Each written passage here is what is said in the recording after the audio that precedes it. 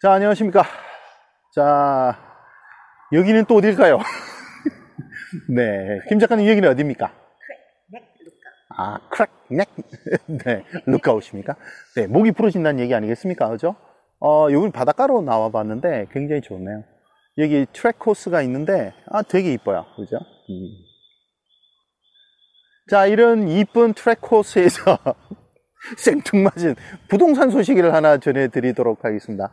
자, 부동산 시장이요, 시드니와 멜번을 중심으로 해서 고가 주택 시장부터 약간 꿈틀대기 시작한다고 합니다. 자, 부동산 시장이 무슨 지렁이도 아니고 맨날 꿈틀대는지는 알 수 없습니다만은, 네, 이렇게? 네, 이렇게 꿈틀댄다고 합니다. 그래서 그 소식을 잠깐 가져왔습니다. 자, 시드니와 멜번의 그 고가 주택 시장이 시드니 1.8%, 그리고 멜번이 2.0%가 올랐는데요. 이걸로 인해서 시장이 바닥을 치고 다시 올라가는가? 이러면서 퀘션 마크를 딱 이렇게 붙여놨습니다. 이 수치가 부동산 전문 웹사이트인 도메인에서 나온 연구 결과이기 때문에 어느 정도 신뢰가 있는지는 뭐 잘 모르겠습니다. 부동산 전문 회사가 수치를 내놨다. 그러면 믿어야 될지 말아야 될지는 모르겠습니다만은 이 도메인에서 채널 7으로 이제 준 자료에 의하면 그렇게 나와 있다고 합니다. 통상 부동산 시장이 움직일 때는 고급 주택 시장부터 움직인다고 합니다. 그래서 고급 주택 시장이 움직이는 걸 보면 나중에 미래에 부동산 시장이 어떻게 움직이는가를 예측해 볼 수가 있다고 하네요. 자, 부동산 가격이 살짝 오르긴 했는데요.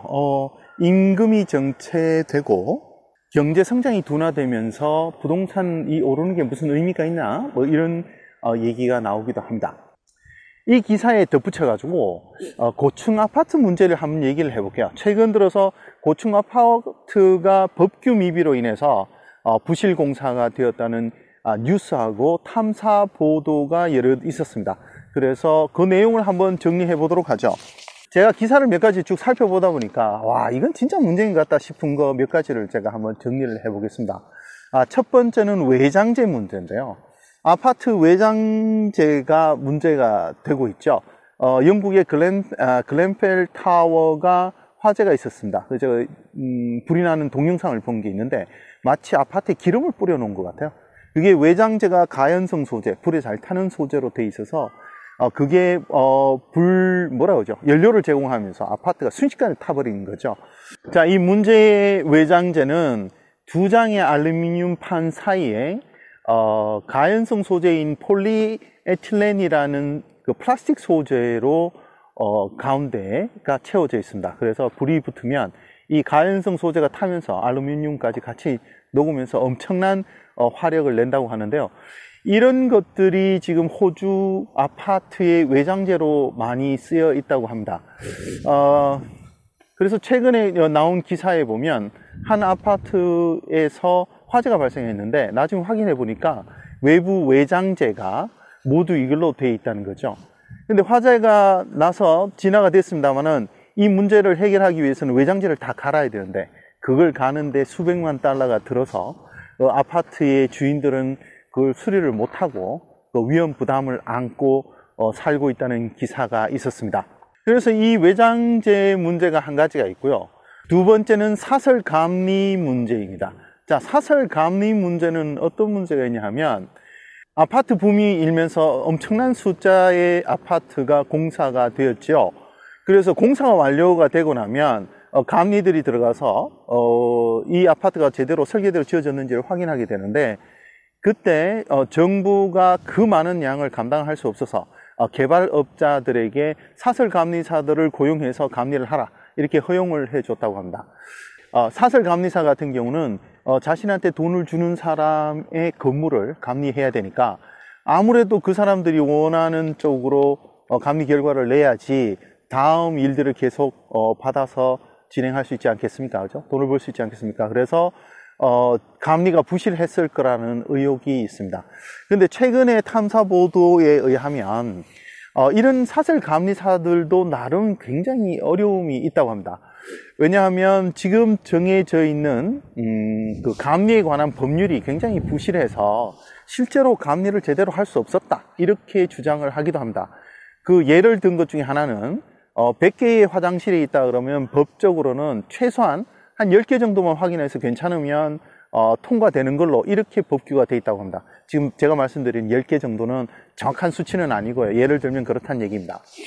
그래서 이 사람들이 들어가서 한 10개의 화장실을 확인한 다음에 괜찮으면 이거를 오케이를 하는데, 그럼 나머지 90개가 괜찮을 것이냐, 거기에 대해서는 모르겠다는 거죠. 거기에 또 한 가지는 감리가 시공 단계별로 들어와서 감리를 하는 것이 아니고, 화장실이 완공된 상태에서 들어와서 감리를 하다 보니 도대체 그 밑에 그 타일 바닥 밑에 방수가 제대로 처리가 됐는지, 그렇죠? 기울기가 제대로 됐는지들을, 공사가 어떻게 됐는지 내용을 알 수 없으니까 제대로 제대로 감리할 수 없다, 뭐 이런 얘기도 하고 있습니다. 그러니까 감리가 한마디로 이제 뭐 형식적이라는 얘기를 지적하는 거죠. 그래서 법규가 정비돼야 된다, 지금 이렇게 얘기를 하고 있습니다. 만약 이렇게 법규가 정비가 되면 아무래도 공사 단가가 올라가게 되겠죠. 그죠? 자, 세 번째 문제를 한번 얘기를 해보겠습니다. 제가 이제 라디오 방송이나 이런 데 들어봤더니, 이런 문제도 있다고 합니다. 설계상에서부터 완공까지가 다 부실이고 문제다, 뭐 이렇게 얘기를 하는 경우가 있는데요. 그 경우 한 가지 예를 들었는데 이런 게 있습니다. 개발업자가 유명 건축회사나 건축가로부터 디자인을 받습니다. 그래서 디자인을 받은 다음에 그거를 가지고 DA 신청을 하죠. 그러니까 개발 허가를 신청합니다. 그래서 개발 허가가 나게 되면 그 기존에 디자인을 했던 업체하고는 계약 해지를 하고, 새로운 설계사를 구해서 그렇게 디자인해 놓은 거에 내부 설계를 하는 경우라고 합니다. 이러다 보니까 새로운 설계사가 굉장히 실력이 좋은 사람이면 그 디자인에 따라서 그 디자이너가 왜 그렇게 디자인했는지를 추측해서 설계를 제대로 하겠지만, 원래 설계자, 디자이너의 의도를 정확하게 판단할 수 없어서 또 설계자가 나름대로 해석해서 다시 설계 도면을 그린다는 거죠. 자, 그렇게 그려진 도면이 또 빌더들한테 넘어가게 되면 이 사람들이 공사 현장에서 설계도를 보고 이해를 정확하게 하지를 못해서, 그렇죠? 또 빌더들은 또 빌더 나름대로 또 공사를 한다고 합니다.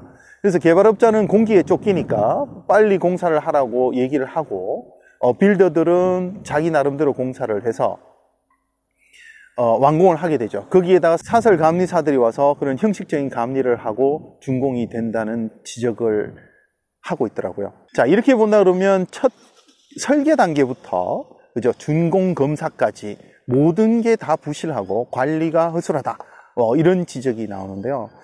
물론 지금 제가 말씀드린 건 모든 고층 아파트가 그렇다는 얘기가 아닙니다. 최근 들어서 2개의 고층 아파트가 안전에 문제가 되면서 이런 문제가 나왔고, 이 탐사 보도하는 팀들에서 가서 조사를 하다 보니까 이런 문제들이 나왔다는 거죠. 그래서 지금 제가 부동산 경기가 살짝 뜨고 있다는 얘기를 하다가 이런 얘기까지 흘러나왔는데, 한쪽에서는 이런 부정적인 이미지가 고층 아파트에 씌워지면서 신규 아파트 판매가 어떻게 될 것이냐, 막 이렇게 걱정하는 이야기들이 나오고 있습니다. 지금 미디어에서 이 문제를 어떻게 다루고 있는지에 대해서 제가 잠깐 설명을 드렸습니다.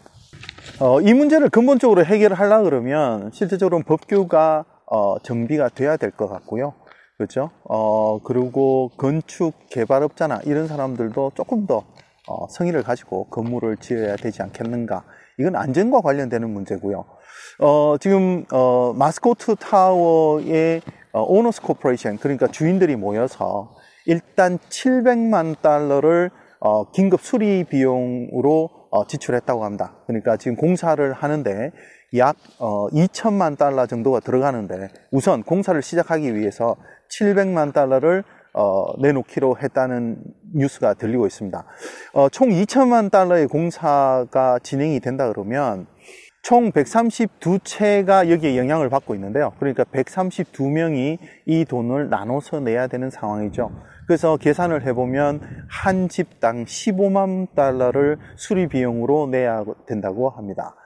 자, 이렇게 되면 지금 아파트를 투자 목적으로 샀든지 아니면 자기가 살기 위해서 샀든지 간에 그 주인들이 15만 불을 어디서 구해서 이거를 메꿔 넣어야 된다는 거죠.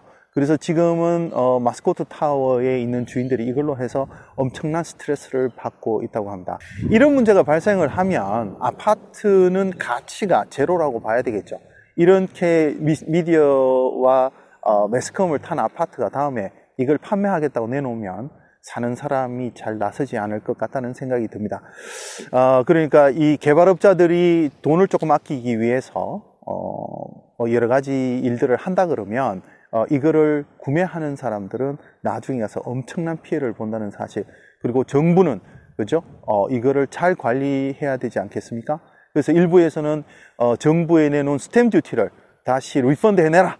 너네들 관리 부실이 아니냐. 뭐 이렇게 주장을 하기도 합니다. 자, 부동산 가격이 살짝 떴다는 얘기를 하면서 제가 고층 아파트의 문제점에 대해서도 한번 짚어봤습니다. 저는 다음 시간에 또 뵙도록 하겠습니다.